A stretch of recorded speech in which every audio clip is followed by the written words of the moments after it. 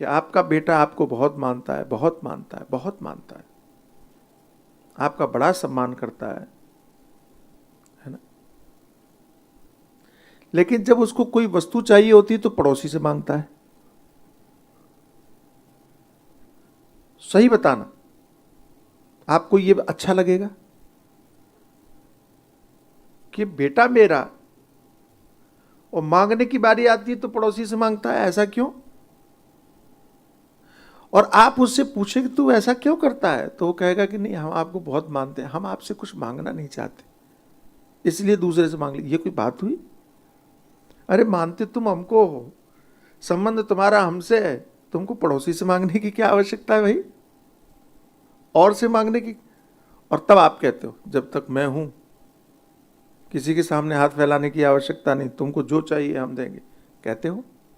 परमात्मा भी तुमसे यही कहता है, भगवान भी कहते हैं कि जब तक हमें तुम्हें दूसरों के सामने हाथ फैलाने की जरूरत नहीं, अपेक्षा करने की आवश्यकता नहीं है।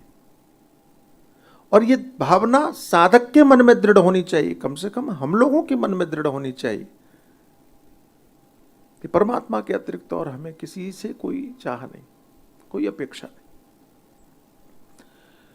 कुछ नहीं चाहिए तो कोई बात ही नहीं, और चाहिए भी तो ईश्वर से चाहिए, किसी और से नहीं।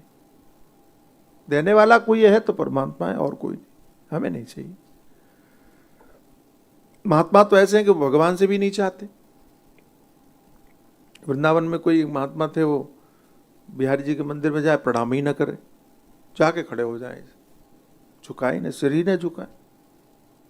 एक दिन दो दिन, अच्छा, लोगों को दूसरों का व्यवहार बड़ा खटकता है, और हम लोग दूसरों को ही देखते हैं। मजे की बात ये भी है, हम क्या कर रहे हैं हम इस बात को महत्व नहीं देते। और महात्मा रोज जाके खड़ा हो जाए, सब लोगों को बड़ा खटके कि आता है, प्रणाम क्यों नहीं करता। तो महात्मा से एक दिन पूछ लिया, मस्त मौला संत थे, पूछ लिया किसी ने कि भाई आप प्रणाम क्यों नहीं करते? बोले हमें कुछ चाहिए ही नहीं तो प्रणाम क्यों करें? तुम लोग प्रणाम करते हो क्योंकि तुम्हें कुछ चाहिए, हमें कुछ नहीं, तो आते क्यों? बोले देखने में अच्छे लगते हैं इसलिए आता हूं दर्शन करने के लिए आता हूं। अभिलाषा कुछ नहीं, कामना कोई नहीं, चाहत कुछ नहीं। अरे तो प्रणाम कर लो ना, नहीं चाहिए तो प्रणाम करने में क्या जाता है?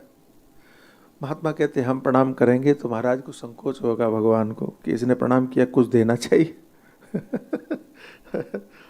वाह वाह, क्या बात।